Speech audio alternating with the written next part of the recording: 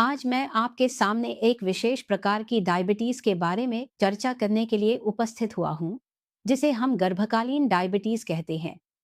वर्तमान समय में मोटापा और डायबिटीज महामारी की तरह फैल गए हैं। इसके परिणामस्वरूप बच्चे, किशोर और युवा भी डायबिटीज से बार बार प्रभावित हो रहे हैं। जब कोई युवती गर्भावस्था के दौरान डायबिटीज से ग्रसित होती है, तब हम इस डायबिटीज को गर्भकालीन डायबिटीज कहते हैं। स्थान और समय के अनुसार गर्भकालीन डायबिटीज की दर 1 से 2% से लेकर लगभग 30% तक हो सकती है। अब आइए हम अपनी मुख्य चर्चा की ओर बढ़ते हैं। गर्भकालीन डायबिटीज क्या है, किन्हें होता है, क्यों होता है? मुख्य रूप से जिनके परिवार में डायबिटीज का इतिहास बहुत प्रबल होता है, जैसे कि माता, पिता, भाई या बहनों को डायबिटीज है, उन्हीं मामलों में यह गर्भावधि डायबिटीज अधिकतर होता है। अगर महिला मोटी है, शारीरिक श्रम की आदत नहीं है, अगर वह उच्च कैलोरी वाला खाना या फास्ट फूड खाने में रुचि रखती है, और अगर उनकी कुछ ऐसी मेडिकल हिस्ट्री है जिसे हम पॉलिसिस्टिक ओवरी सिंड्रोम कहते हैं, जैसे अनियमित मासिक धर्म, गर्भधारण में समस्या आदि, तो आगे चलकर उन्हें गर्भावधि डायबिटीज होने की संभावना काफी बढ़ जाती है। आखिर गर्भावधि डायबिटीज क्यों होता है? जब कोई महिला गर्भवती होती है, तो धीरे धीरे उसका वजन बढ़ने लगता है और इसके परिणामस्वरूप उसके शरीर का मध्य भाग फूला हुआ हो जाता है। पेट में चर्बी जमा होने लगती है। जब पेट में चर्बी जमा होती है, तब इंसुलिन नामक हार्मोन ठीक से काम नहीं कर पाता। दूसरी ओर गर्भफल या प्लेसेंटा से कुछ हार्मोन निकलते हैं, जो इंसुलिन के विपरीत काम करते हैं। इसके परिणामस्वरूप हमारे शरीर की कोशिकाएं रक्त में मौजूद ग्लूकोज या शर्करा का उपयोग नहीं कर पाती।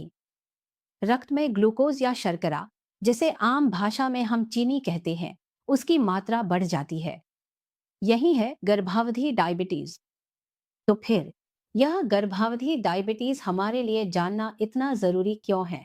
अगर किसी माँ को गर्भावधि डायबिटीज हो जाती है, तो जिस बात से हम सबसे ज्यादा डरते हैं, वह है उसके गर्भ में पल रहे बच्चे में विकलांगता या जन्मजात दोष। अगर गर्भावस्था की शुरुआत में मां की डायबिटीज नियंत्रित न रहे, तो ऐसे बच्चे में जन्मजात दोष या विकलांगता की संभावना बहुत बढ़ जाती है।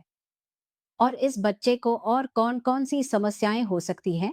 देखा गया है कि जब यह बच्चा जन्म लेता है, तो यह आकार में बड़ा होता है और ऐसे बड़े आकार के बच्चे की डिलीवरी के दौरान तरह तरह की जन्म संबंधी चोटें या आघात की संभावना बनी रहती है। फिर यह भी देखा गया है कि जन्म के तुरंत बाद इस बच्चे में डायबिटीज यानी शुगर का स्तर कम हो सकता है, जिसे हम हाइपोग्लाइसीमिया कहते हैं। हालांकि यह आमतौर पर फिर से ठीक हो जाता है। माँ के मामले में कौन कौन सी जटिलताएं हो सकती हैं? माँ के मामले में जो जटिलताएं होती हैं, उनमें समय से पहले प्रसव पीड़ा शुरू हो सकती है। उसके पेट में पानी की मात्रा ज्यादा हो सकती है, जिसे हम पॉलीहाइड्रोएमनियोज कहते हैं। बार बार गर्भपात होना या मृत बच्चे का जन्म होना भी देखा गया है। ये सभी समस्याएं गर्भावधि डायबिटीज की जटिलताएं हैं। स्थिति में हाई ब्लड प्रेशर होना, प्री एक्लेम्पसिया या एक्लेम्पसिया होना, ये सब गर्भावधि डायबिटीज में हो सकते हैं। सबसे महत्वपूर्ण बात यह है कि इस गर्भकालीन डायबिटीज को हम ट्रांसजेनरेशनल डायबिटीज कहते हैं, यानी यह डायबिटीज एक पीढ़ी से दूसरी पीढ़ी में जा सकती है। अगर माँ को गर्भावस्था में डायबिटीज है, तो यह गर्भ में पल रहे बच्चे के शरीर पर भी असर डाल सकता है। ऐसे कुछ बदलाव आते हैं जो स्थायी होते हैं, और बाद में जब यह बच्चा बड़ा होता है, तो देखा जाता है कि उसमें मोटापा आ जाता है। उसमें डायबिटीज, हाई ब्लड प्रेशर और इनसे जुड़ी जटिलताओं का खतरा काफी बढ़ जाता है। हालांकि गर्भकालीन डायबिटीज आमतौर पर बच्चे के जन्म के बाद ठीक हो जाती है, फिर भी इसके प्रभाव बने रह सकते हैं। मैंने देखा है कि 5 से 10 साल के भीतर फिर से डायबिटीज और हाई ब्लड प्रेशर हो सकता है, और यह भी देखा गया है कि खून में चर्बी, लिवर में चर्बी और इनसे जुड़ी जटिलताओं की संभावना भी माताओं में काफी बढ़ जाती है। इसलिए अगर किसी महिला को डायबिटीज है, तो माँ को भी होगी, माँ को होगी तो नातिन को भी हो सकती है, और इसी वजह से इसे ट्रांसजनरेशनल डायबिटीज कहा जाता है।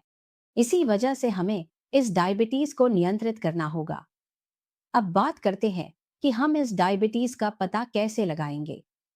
अब चूंकि हमारी महिलाएं काफी जागरूक और शिक्षित है, मैं सभी को सलाह दूंगा कि गर्भधारण से पहले आप अपने डॉक्टर से संपर्क करें और अपने खून में ग्लूकोज का स्तर जरूर जांच लें, ताकि अगर डायबिटीज हो तो पता चल सके। इसका पता चलने की संभावना रहती है और आप समय रहते इलाज शुरू कर सकते हैं, क्योंकि ज्यादातर मामलों में इस तरह की डायबिटीज के कोई लक्षण नहीं होते। अगर कोई महिला गर्भधारण कर लेती है तो तुरंत अपने डॉक्टर से संपर्क करें।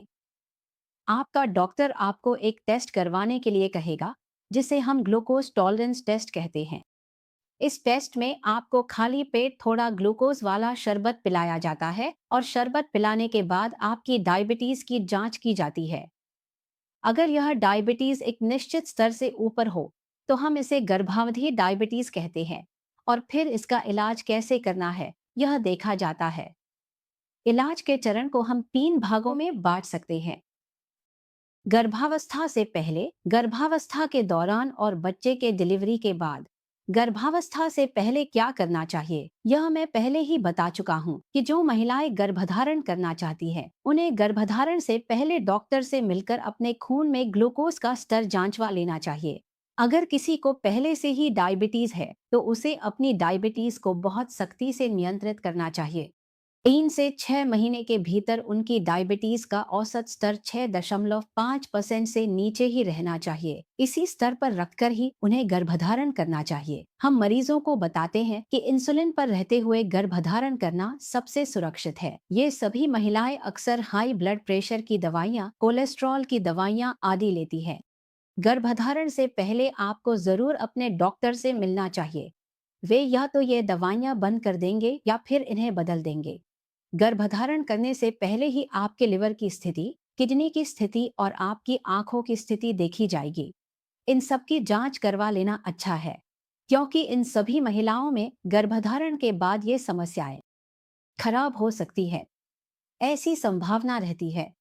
अब बात करते हैं कि जब कोई महिला नियंत्रित डायबिटीज के साथ गर्भधारण करती है और हमारे पास सलाह के लिए आती है, तो हम उसके लिए क्या करते हैं। हम उन्हें कुछ दिशा निर्देश देते हैं। सबसे पहला जो दिशा निर्देश हम देते हैं वह है संतुलित आहार और व्यायाम के बारे में। गर्भावस्था में आहार का मामला बेहद जरूरी होता है। यह आहार या डाइट चार्ट मरीज, उसके डॉक्टर और अगर संभव हो तो एक न्यूट्रिशनिस्ट, इन तीनों की सलाह से बनाना चाहिए। आजकल हमारे युवाओं में keto diet, low carb diet या नो कार्ब डाइट का बहुत चलन है। गर्भावस्था में कीटो डाइट किसी भी हालत में अनुमति नहीं है, क्योंकि एक निश्चित मात्रा में कार्बोहाइड्रेट बच्चे के मस्तिष्क के विकास के लिए बहुत जरूरी है। और क्या क्या बातें हम उन्हें बताते हैं।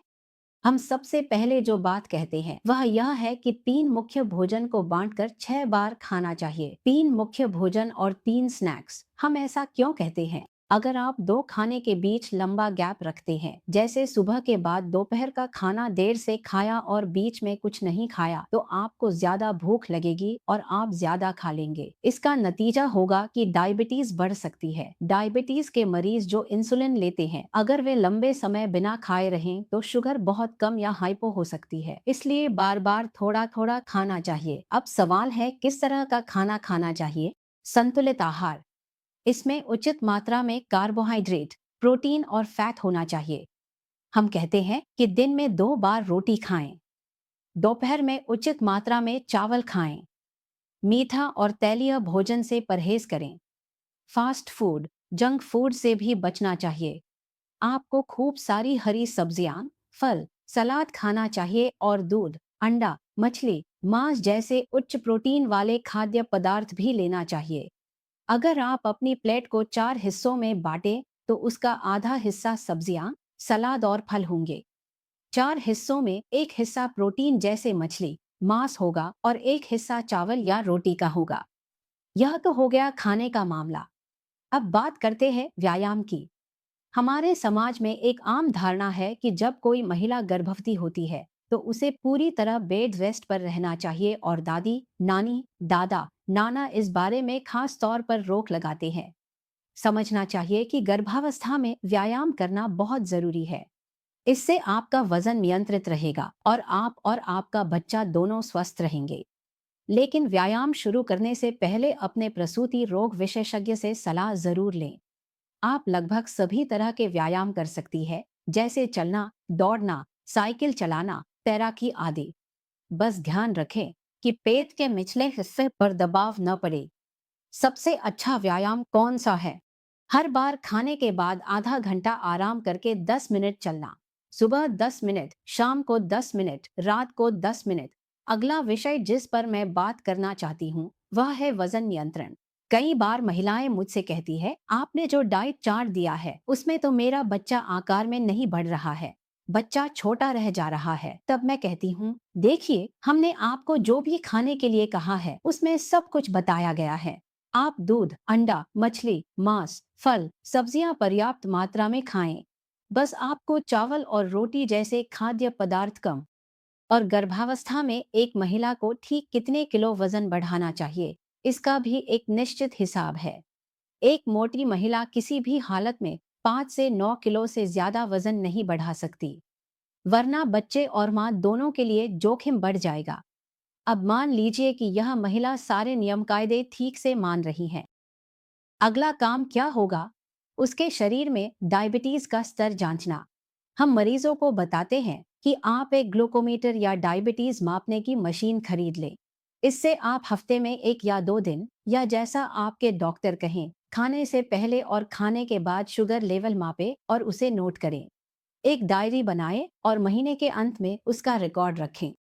आप इस डायरी को लेकर अपने डॉक्टर के पास जाएंगे और वे उस डायरी को देखकर समझ पाएंगे कि आपकी डायबिटीज नियंत्रण में है या नहीं, क्या आपकी दवा में कोई बदलाव करना है या नहीं। अब आते हैं दवाओं की बात पर। गर्भावस्था में हम आम तौर पर सिर्फ एक ही दवा इस्तेमाल करते हैं और वह है इंसुलिन। मुंह से खाने वाली दवाएं हम आम तौर पर नहीं देना चाहते, क्योंकि ये दवाएं बच्चे के शरीर में चली जाती है। इसके परिणाम स्वरूप बच्चे पर विपरीत प्रभाव पड़ सकता है। आपको कितनी मात्रा में इंसुलिन लेनी है, कैसे और कब लेनी है, ये सब अपने हार्मोन रोग विशेषज्ञ पर छोड़ दे। मान लीजिए आपने 9 महीने नियमों का पालन किया, नियमित इंसुलिन लिया, डायबिटीज की जांच करवाई, तो ऐसे में यह समझने का तरीका क्या है कि आपकी डायबिटीज नियंत्रण में है या नहीं।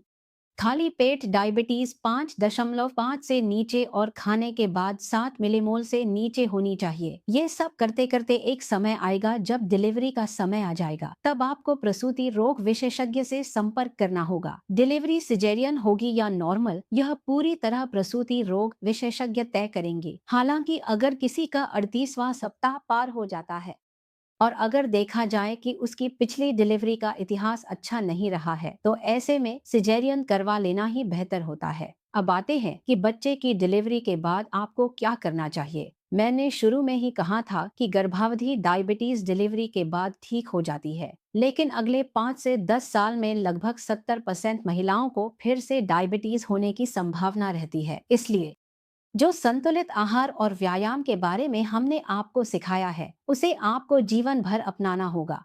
आपको अपने घर का माहौल ही बदल देना चाहिए।